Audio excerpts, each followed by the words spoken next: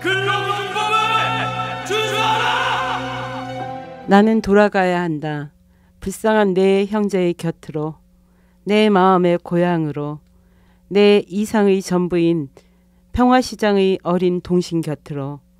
생을 두고 맹세한 내가 돌보지 않으면 아니 될 나약한 생명체들, 나를 버리고 나를 죽이고 가마. 조금만 참고 견디어라. 너희들의 곁을 떠나지 않기 위해 나약한 나를 다 바치마. 1970년 8월 9일 전태일 열사 일기 중에서.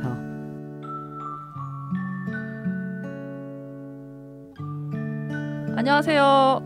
최근단 30일의 특집 영화담 진행의 김정아입니다. 6개월의 재충전의 시간을 갖고 다시 돌아왔습니다. 오늘은 최근담 시즌2를 애니메이션 테일이로 동행 구로의 전태일, 전태일과 동행하다라는 주제로 이야기 나누어 보겠습니다. 이야기 손님 한 분 나와 계신데요.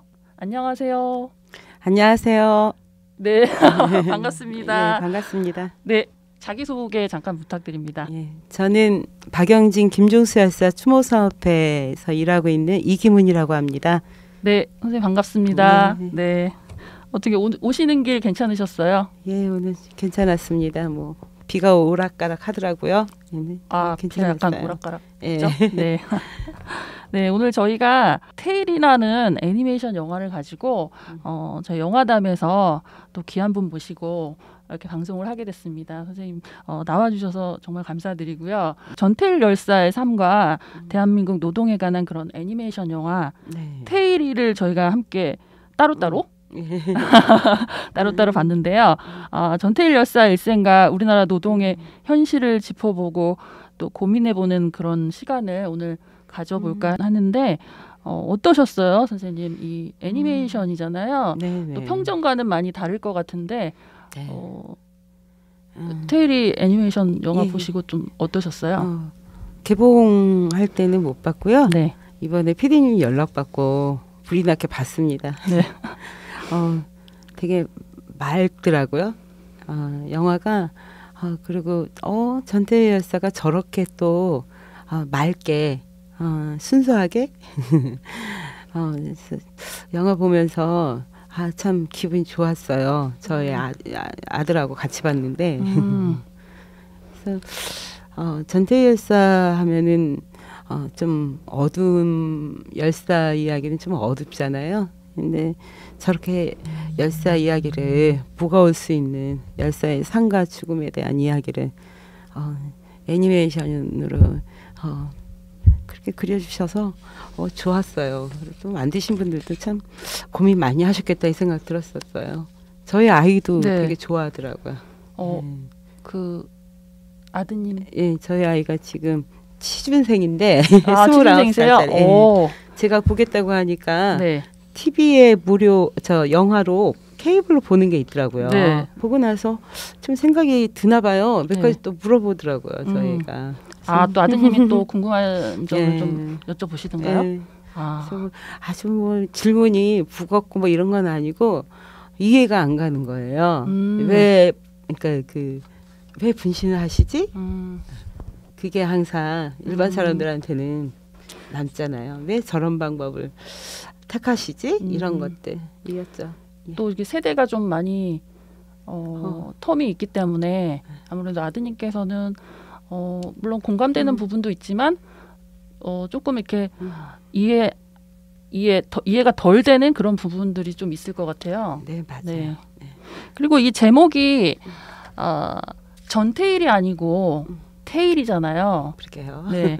좀 기존에 우리 전태일 열사하면 근현대사 위인으로 이제 알려져 있고 또 분신하신 걸로 또 희생한 그런 부분들로 많이 알려져 있는데 이번에 그 제목을 테일이라고 한 것은 흔히 이제 분신이나 그런 열사라는 그런 전태일 열사에 대한 그런 이미지가 많이 떠오를 텐데 이런 전태일 열사의 다른 측면을 좀 더 다채롭게 보여주고자 그런 의도로 테일이라고 했다고 해요, 제작진에서. 네, 이게 이제 명필님과 전태일 재단이 이제 공동 제작으로 해서 만들어진 영화인데요. 이기문 선생님, 자꾸 제가 추사님이라고 추모 사업회를 계속해서 하시고 계신 거죠? 그쵸. 예, 뭐 좀 그 20대 그 노동조합 활동을 했다고 하면 이제 중년이 돼서는 추모 사업 일을 좀 계속 좀 했었죠. 예. 추모 사업은 일상적으로 노동조합 간부들이나 그럼 뭐 시민단체 활동처럼 상근직이 아니어서요. 네. 예. 좀 하고 있습니다. 아, 네. 제 초반에 좀 그 소개를 좀 자세히 말씀드려야 되는데 제가 오늘 오퍼를 하다 보니까 좀 경황 없게 넘어간 것 같은데요. 선생님 소개를 좀 제 소개요. 네, 해주시면 감사하겠습니다. 아까 말씀드린 대로 뭐 중년 이후에 박연진 김종수 열사 추모사업회 일을 회원으로 일을 하고 있는 거고요. 그 저는 이제 열사와의 인연은 구로공단에 박연진 열사와의 인연으로 굳이 열사와의 인연으로 얘기하자면 박연진 열사가 돌아가신 사업장 신흥정밀에서 저의 또 투쟁이 있었고 조합을 만드는 과정이라든가 그리고 저는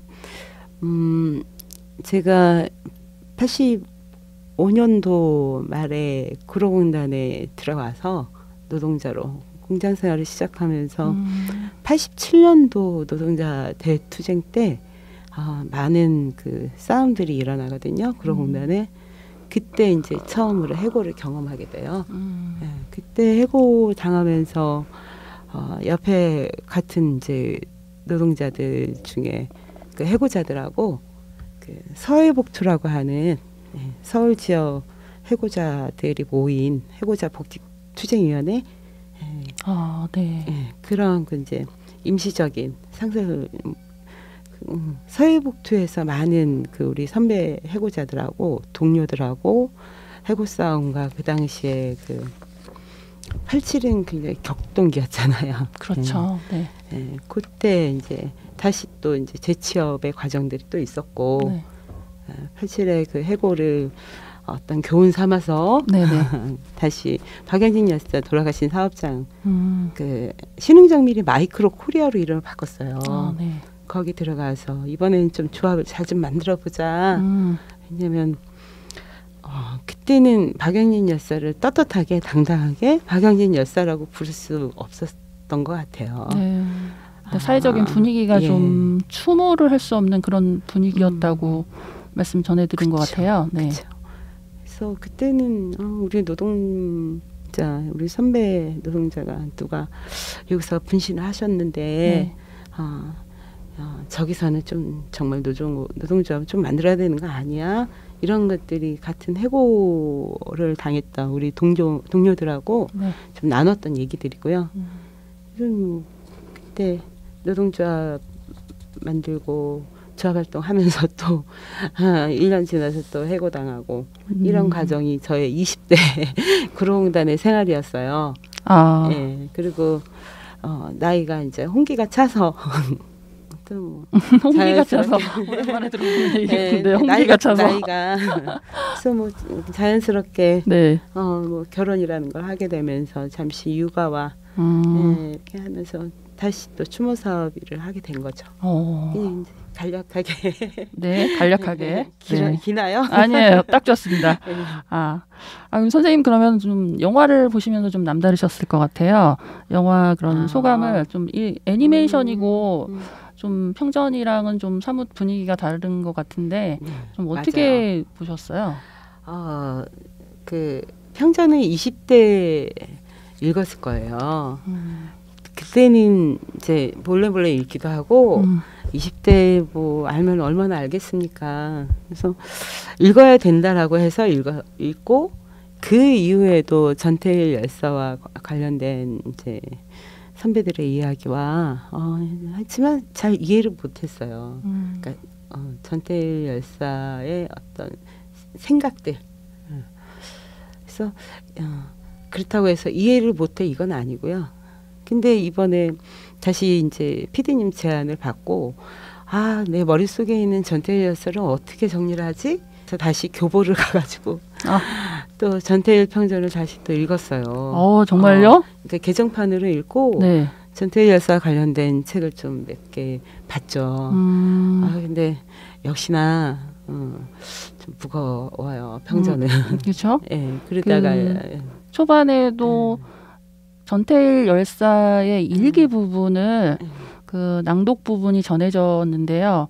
그 개정판하고 좀 그런 평전이 좀 다르다고 들었는데 어떤가요? 조금 거기 많이 보완을 했다라고 들었고요. 네. 그 전태일 열사 일기는 실제적으로 이제 저도 이렇게 많이 접하지 못했어요. 근데 부분에 개정판에 일기가 이렇게 나와요. 그리고 이제 어려운 얘기들이 좀 나와요. 그러니까 좀 우리가 평상시에 쓰지 않는 뭐 덩어리라든가 네. 뭐 부스러기라든가 네.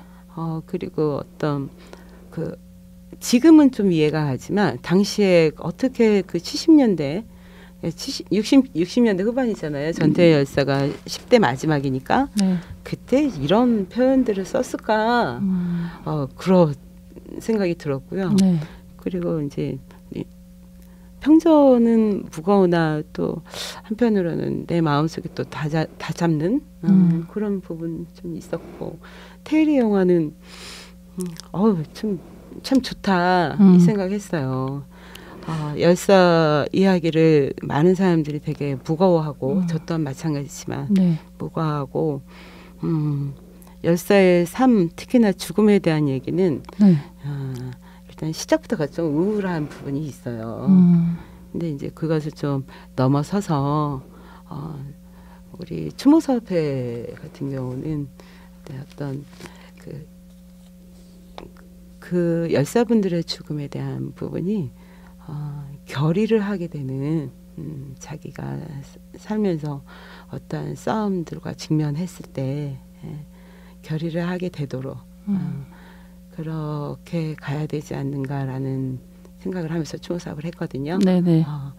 추모한다 하면은 무겁고 좀 슬프잖아요. 네. 그래서 이 영화도 보면은 그 우리가 알고 있는 그 전태일 열사님의 이미지보다는 우리 주변의 20대들 아까 아드님 29살 네, 말씀하셨는데 그 청년의 그런 모습들이 좀 풋풋하게 다뤄진 것 같아요. 그리고 이 영화가 그 명필린과 전태일 재단이 공동으로 제작이 되었는데 그 85년생 30대 홍준표 감독이 우리 세대에서 이야기할 수 있는 그런 청년 전태일을 잘 표현해내서 그렇게 만든 작품이라고 하는데 실제로도 홍준표 감독이 전태일 열사를 얘기하기 위해서 전태일 평전에서부터 영화 그리고 만화 이런 거 다 섭렵하시고 또 영화를 제작을 했다 그래요. 그래서 저도 제가 늘 이제 전태일 열사를 나는 경애하는 1인이다. 정말 전태일 열사님을 생각을 하시면 정말 저 밑바닥에서 무언가 이렇게 올라오는 끌어오르는 그런 느낌을 받고 뭔가 먹먹하고 네, 좀 그런 면들이 있고 그래서 늘 경외한다고 저는 그렇게 말을 하고 다니는데 그럼에도 불구하고 아직 평전을 못 읽어봐서 저도 선생님처럼 뭐 교보나 여타 그런 곳에 가서 좀 평전을 한번 다시 읽어봐야겠다 이렇게 생각이 드는데 이기문 선생님은 그 추모사업회에서도 쭉 일을 하시고 이게 사전 인터뷰 때도 들어보면 20대부터 실제로 노동자로 일을 하셨고 또 노조에서도 또 몸담아서 일을 하셨다고 들었잖아요, 제가. 예. 네. 그래서 그 전태일 열사를 처음 좀 이렇게 다가올 때 좀 남다르게 좀 느껴지셨을 것 같아요. 그 남다름이 되게 편안함이었거든요. 네. 우리 그러니까 전태일 열사 우리 선배님이시잖아요. 우리 선배님이 느꼈던 그런 이 이제 그 소모임을 만들어서 뭘 해야 되고 선점을 만들고 우리 현장 문제 폭로하고 여기저기 쫓아다니고 그래요. 그게 저희 20대 그리고 뭐 비슷하다 그리고 편안하다 그런 거죠.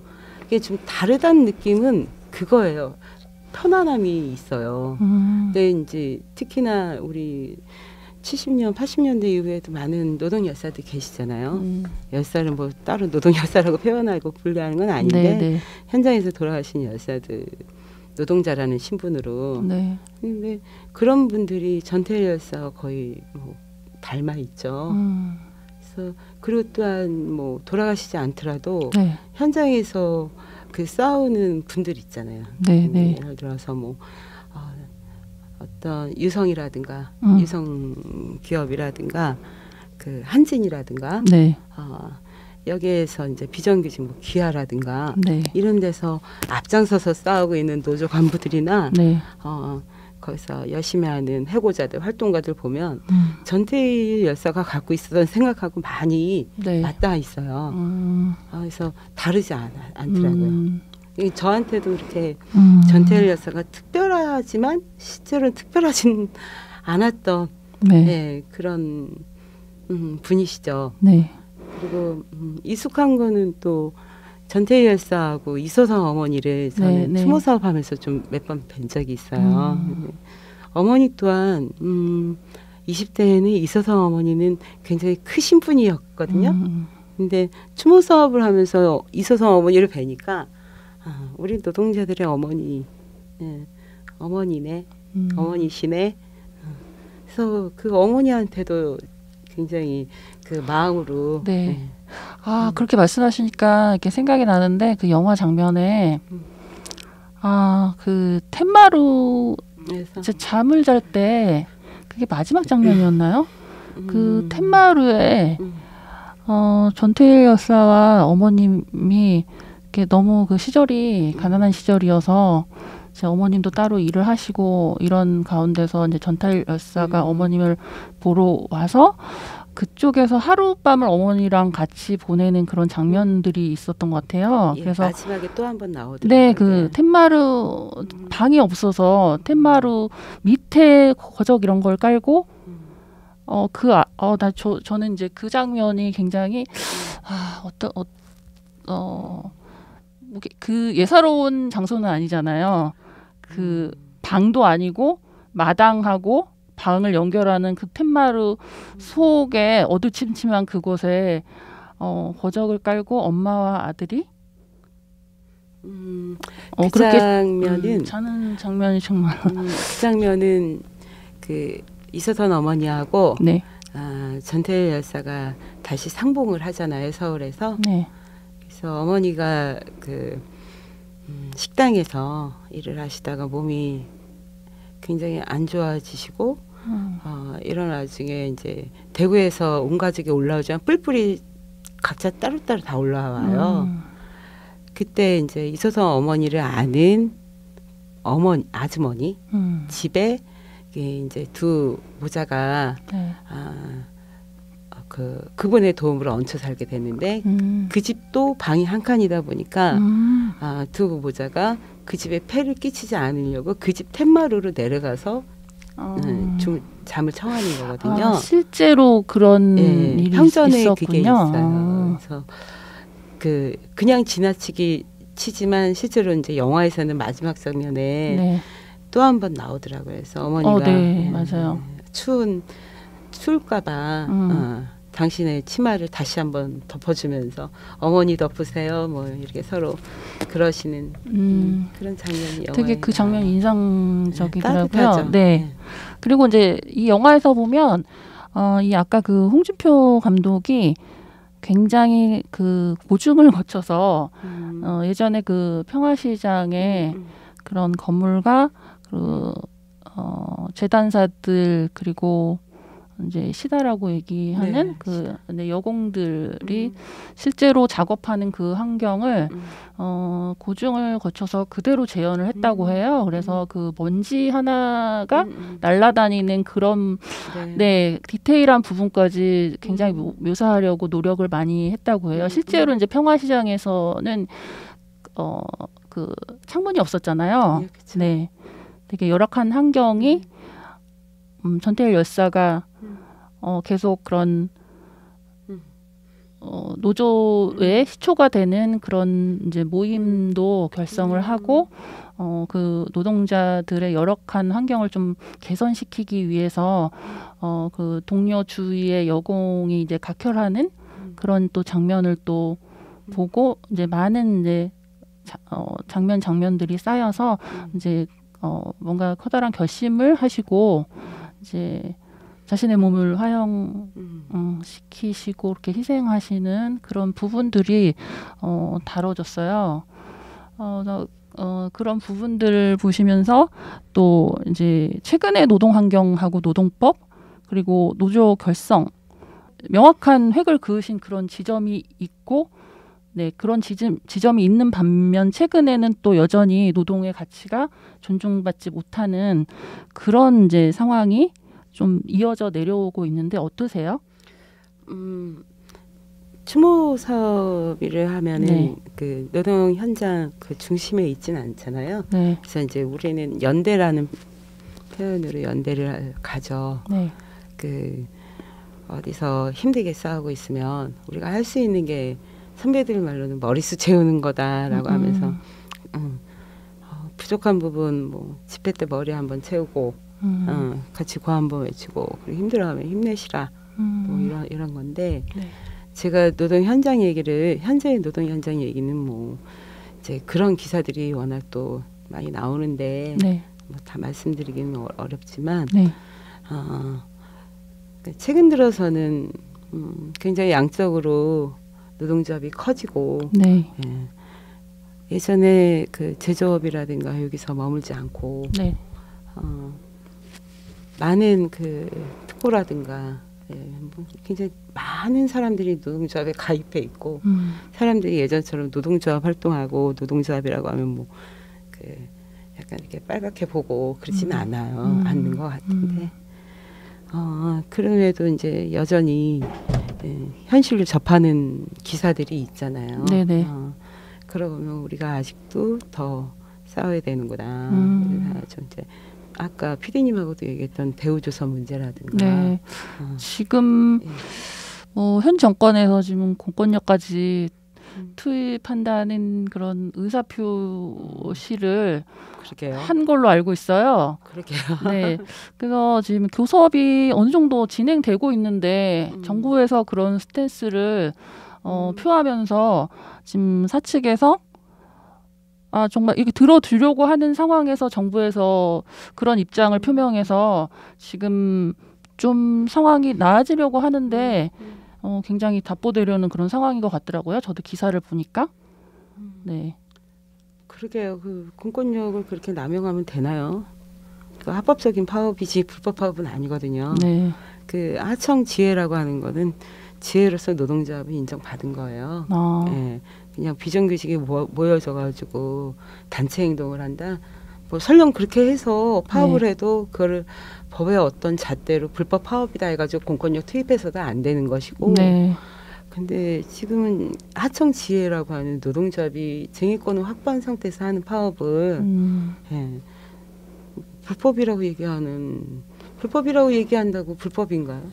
그래서 공권력을 투입한다고 해서 이 문제가 본인들이 원하는 대로 갈까요?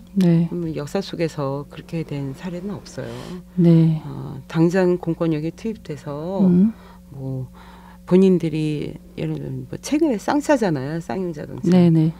근데 결과적으로는 어떻게 됐어요? 그 쌍차 2010년도인가 2009년도인가 그때 공권력 투입됐잖아요. 정당한 그 파업에 이명박 시절이잖아요. 그때 많은 노동자들이 목숨을 잃었잖아요. 파업 이후에 그 공권력 투입되고. 근데 그런 게 사회적인 아픔으로 이제 이렇게 얘기하자면 사회적인 아픔으로 남아 있어요. 당사자인 노동자들도 마찬가지지만. 네. 그리고 그게 또 이명박 정부의 치우고 부끄러운 나시고.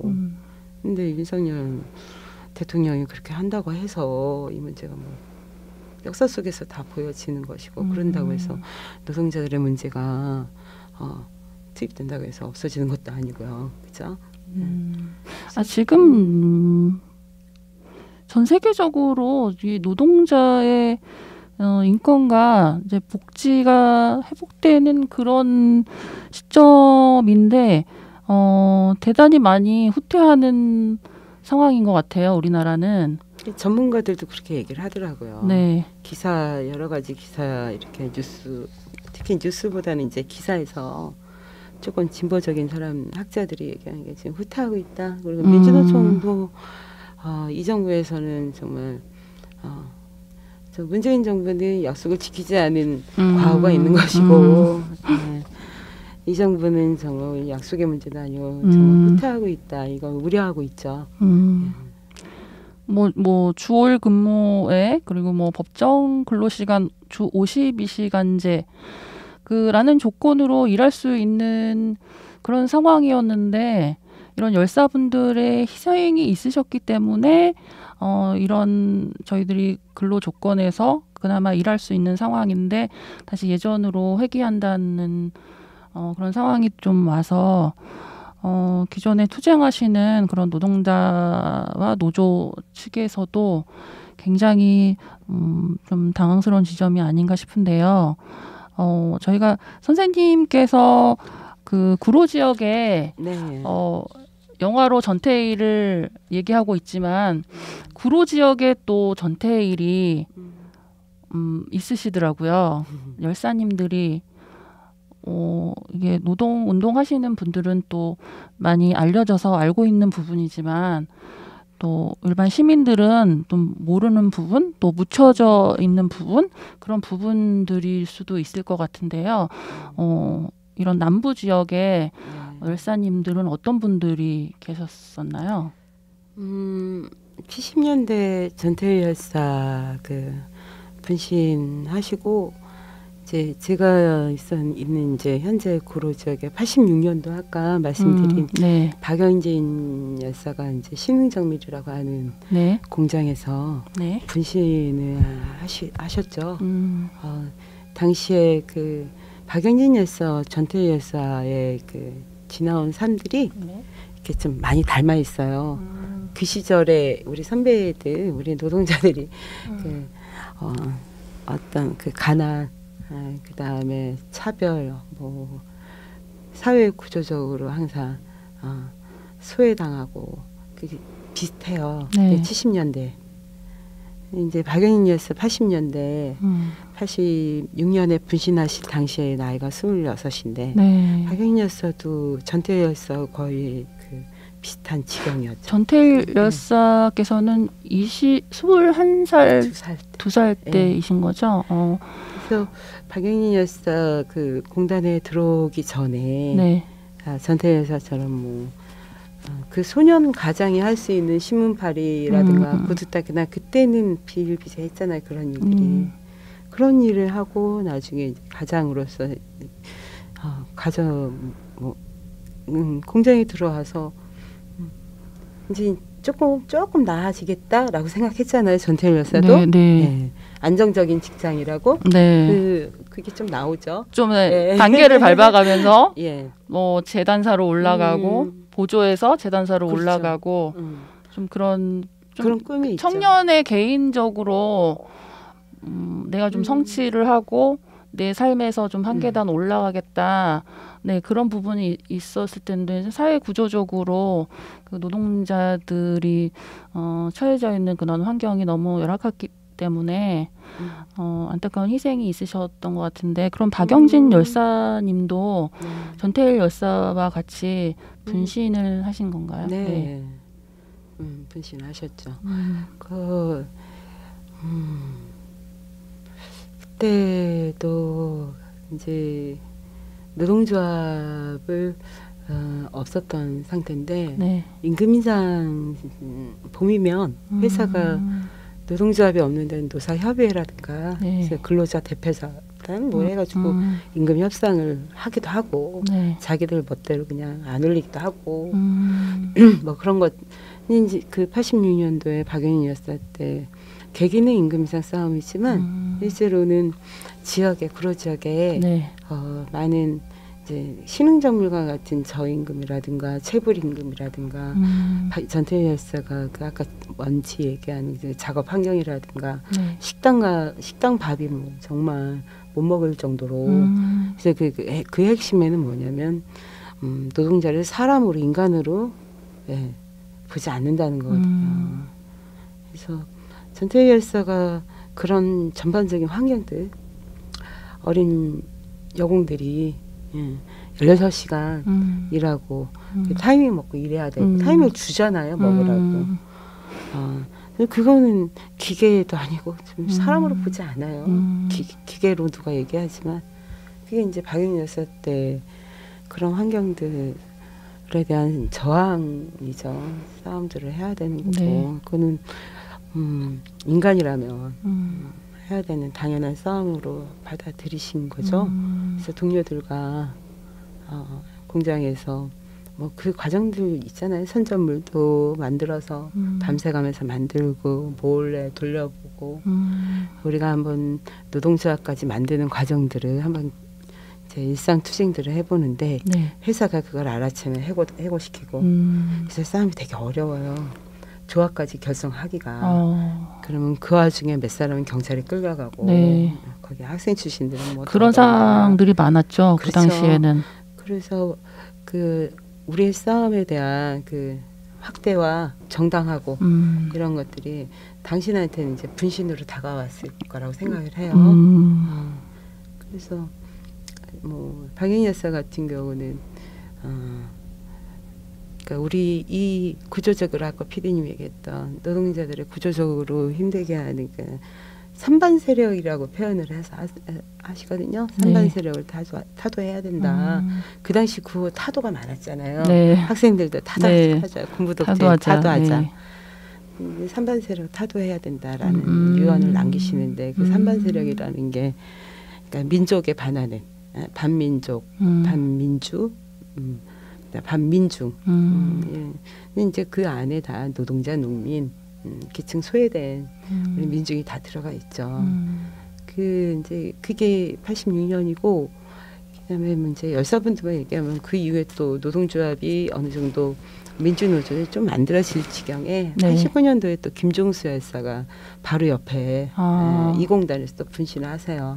그래서 제가 박영진 김종수 열사 추모사업회 에서 있다 보니까 네. 아무래도 그래서 그 이후에도 노동자들의 분신이 좀 곳곳에서 많이 일어났죠. 그리고 그렇군요. 그러면 김종수 열사께서는 또 어떻게 생각이 되신 건가요? 지금은 민주노조라고 이제 민주노총이 전국 단위로 있고 지역 그 다음에 업종별로 민주노조들이 많이 있죠. 89년도에 김종수 열사가 분신한 시점에는 저희가 현재 민주노총이라고 하는 전국 단위가 있기 전이에요. 그때 준비할 때였죠. 전국 단위로 노조가 결성되기 전 단계였다가 과도기였네요. 저희는 전혀 준비 기간이라고 얘기를 해요. 네. 그거는 간략하게 말씀드리면은 이건 다 책에 있는 얘기인데 87년도에 우리가 60을 항쟁을 경험을 하잖아요. 네. 60항쟁은 전 국민이 해서 직선제 네네. 대통령 직선제를 따내죠. 근데 60항쟁은 어떤 사무직이라든가 일반 시민들이 거리로 나와서 민주주의를 쟁취하는 과정이고 이제 그 싸움이 거기서 끝나는 게 아니고요. 그러니까 6.29라고 하는 직선제에 대해서 하겠다라고 해서 끝난 게 아니고 노동자들은 현장에서 계속 싸웠어요. 그 전부터 물론 싸웠지만 그래서 노동자들은 7, 8월 노동자 대투쟁으로 저희는 이제 얘기를 하는데 구로공단도 그 당시에 노동조합이 만들어지면서 많이 또 준비되지 않으면 많이 또 깨지고 와야 되기도 하고 주로 이제 회사의 탄압과 네. 근데 89년도는 노동조합이 어느 정도 이제 좀 뭐라고 할까요? 네. 좀 준비기에서 조금 더 네.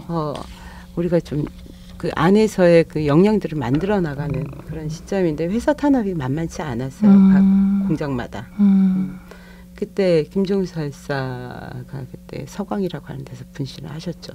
그래서 열사도 이제 노동조합에 대해서 그 우리 민주노조 사수해야지만이 네. 실제로는 이제 노동자들이 우리 사회에서 자기 목소리를 낼 수 있고 네. 그리고 거기에 핵심은 주체적으로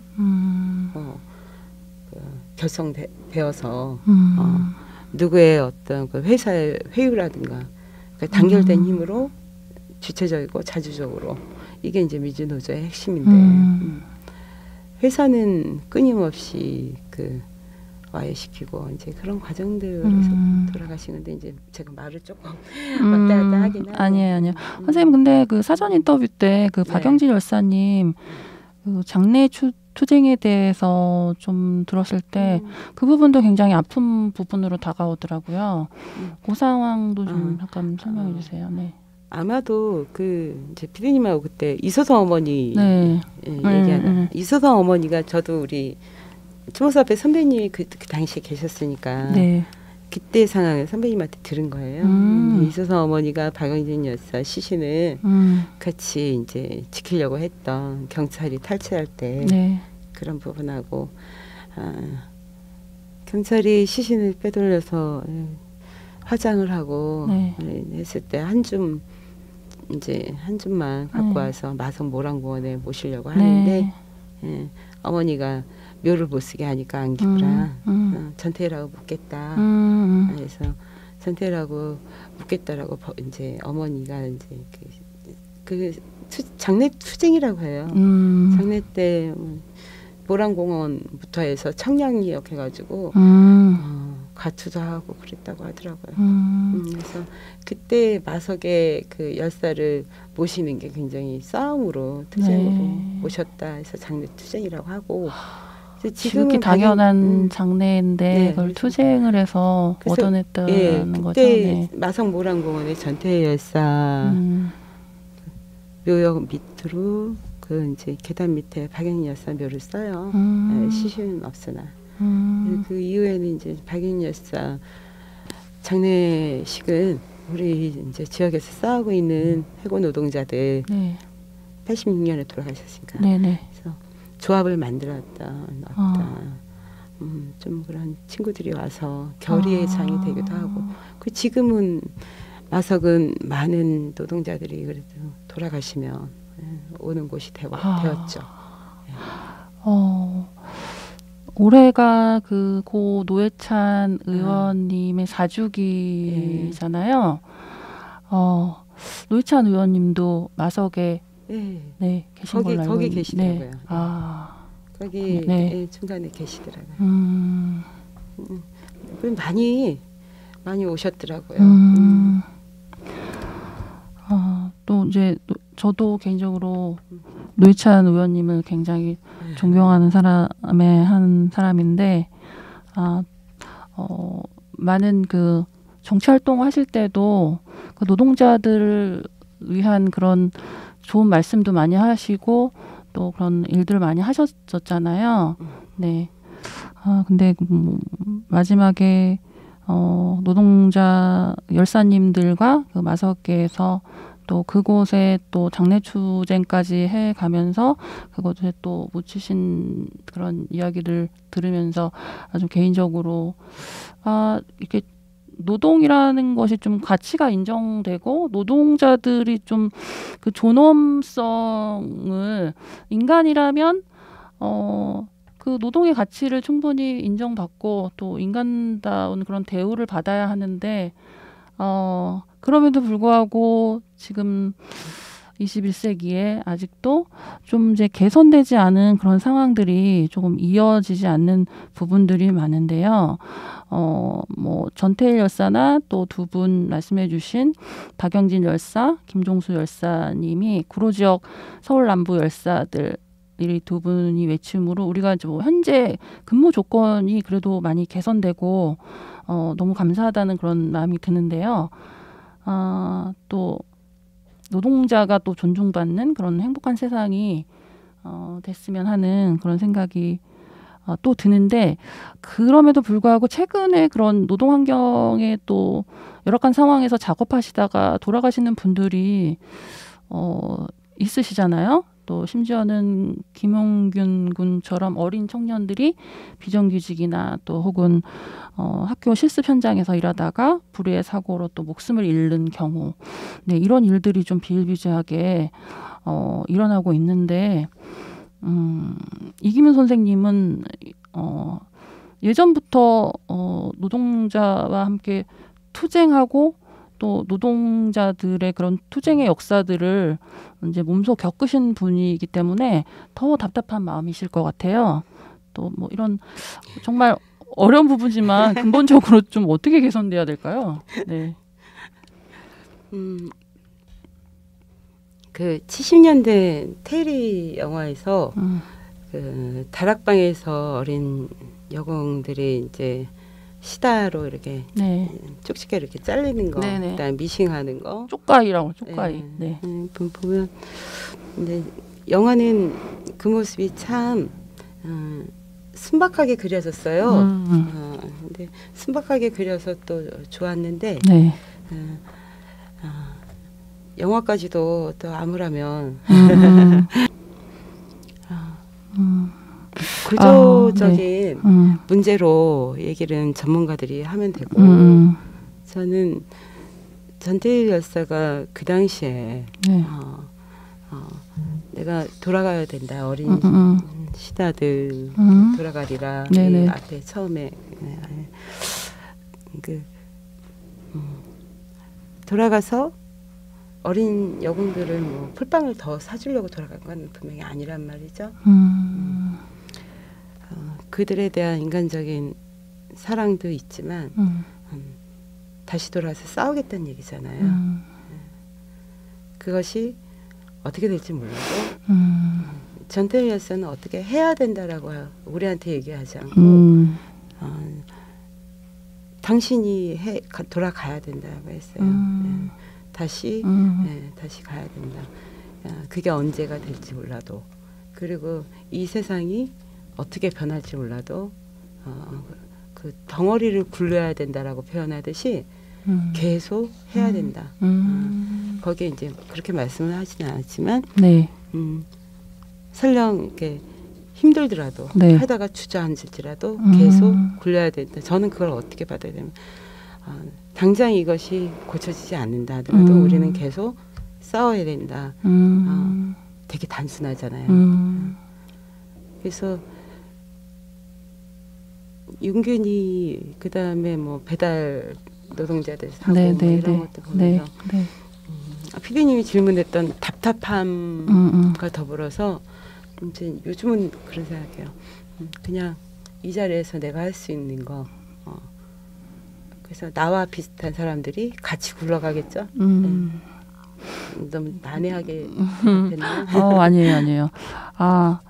그러니까 이제 김용균 군도 그렇고, 뭐 2020년 그 포항의 한 제철 공장 용광로에 빠져서 생을 단 31살 노동자, 그리고 또 같은 해 인천의 한 아파트에서 달비개를 이용하고 또 외부 유리창 청소하다가 줄이 끊어져서 사망한 20대 노동자도 있었고, 또 2021년에 10월 6일에서는 또 첫 현장 실습을 나가서 그 요트 밑에 청소 작업 중에 사망한 그런 여수의 특성화고 18살 고등학생도 있고, 이런 위험한 노동 현장, 그리고 또 노동계의 또 위험의 외주화, 뭐 이런 말들이 있잖아요.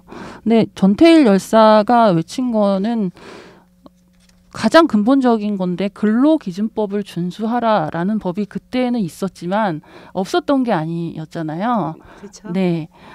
지금도 뭐 중대재해법 이 시행령 개정으로 또 뭐 경영계에서는 이거 시행령을 좀 개정해 달라 이런 요구가 또 있다고 해요.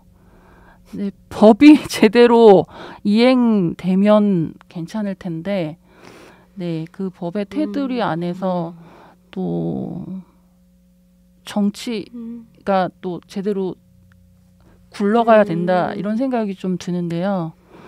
답답하시니까 그런 질문 하시는 네, 거죠?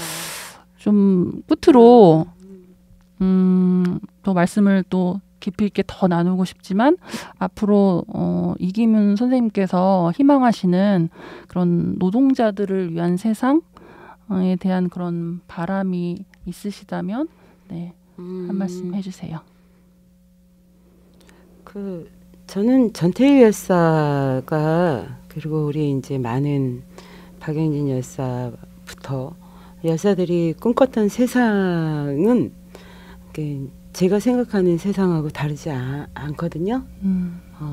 전태일 열사가 인간이 인간이기를 외면하면 그리고 인간을 소모품, 기계 그리고 착취의 대상으로 삼는 인간은 그런 인간은 거부한다고 했잖아요. 근데 박영진 열사 또한 마찬가지고 그래서 여지껏 참 그것은 어려운 건 아니거든요. 저는 그렇게 생각해요. 어려운 어떤 논리, 이 세상, 이 우리 사회 구조적인 얘기는 네. 우리 이제 많은 분들이 하실 거고, 네. 추모 사업을 그래도 하다 보니까 열사들이 얘기했던 네. 그런 세상은 어렵지 않다. 그러니까 자본가가 자기 이윤을 위한 착취와 우리 사회에서 자기 권력을 유지하기 위해서 노동자들을 자본가 편에 쓰고 노동자에 대한 자본가와 똑같은 착취를 하고 그리고 기층이 노동자와 그다음에 농민이라든가 소수자가 우리 사회에 평등한 관계에서 네. 사는 것을 우리 사회는 용납을 안 하잖아요. 네. 근데 그럼 우리는 항상 이들과 같이 가야 되는데 이들이 대다수고 그죠? 네. 권력을 가진 사람들은 몇 프로도 안 되잖아요. 그게 우리 사회가 다수의 기층민들이 민중들이 잘 사는 사회가 되는 거 아닌가. 그래서 그들이 어려울 때 같이 싸워주고 외면하지 말고 저는 그렇게 생각을 하거든요. 맞아요. 사회의 다수는 노동자들이잖아요. 그리고 노동자들이 충분한 그 노동의 대가를 받아야 하는데 그 노동의 대가를 소수의 누군가가 착취한다는 것은 정말 사회가 건전한 사회는 아닐 거라고 생각이 들잖아요. 좀 이런 사회가 처벌을 받기 싫으면 사회로 될까요? 네. 중대재해처벌법에서 처벌을 받기 싫어요 하고 떼쓰고 있거든요. 그리고 그걸 약하게 해주세요 하고. 사람이 죽어도 사장들은 벌금 500만 원, 1000만 원 그랬었잖아요. 네. 그러면 처벌받기 싫으면 사회적으로 손가락 받기 싫으면 안전한 작업 환경을 만들면 되는 거잖아요. 자기의 이윤을 조금 착취하지 말고 1000만 원 벌 거 900만 원만 벌고 100만 원은 환기시설하고 그죠? 네. 그다음에 2인 1조 지키고 맞아요. 예. 그 윤균이 죽은 게 2인 1조를 안 지켜서 안 지켰죠. 그리고 왜 장시간 노동을 했겠어요?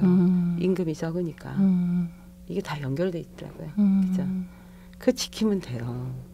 그까짓 거 뭐 중대재해 처벌법 가지고 조금 생색내고 그것도 깎아달라고 하고 그래서 정말 어쩌다가는 말하기도 싫을 때가 있어요.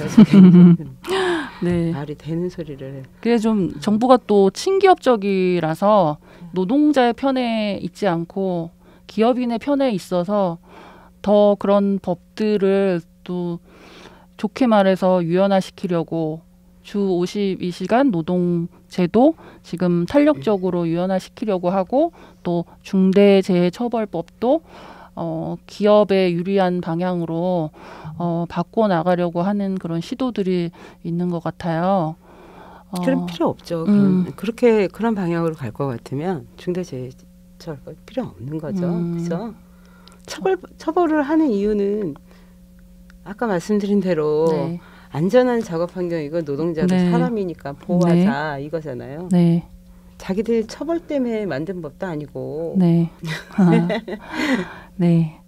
오늘 테일이 영화를 보고 이기문 선생님하고 담소 나누면서 또 많은 생각을 하게 되는 것 같은데요. 전태일 열사와 구로의 전태일 열사들의 희생이 헛되이지 않게 이 시대 노동자들의 저녁이 있는 삶, 안전한 일터, 노동이 존중받는 사회가 다시 예전으로 돌아가지 않기를 바라봅니다. 네. 선생님 오늘 함께 해주셔서 너무 감사합니다.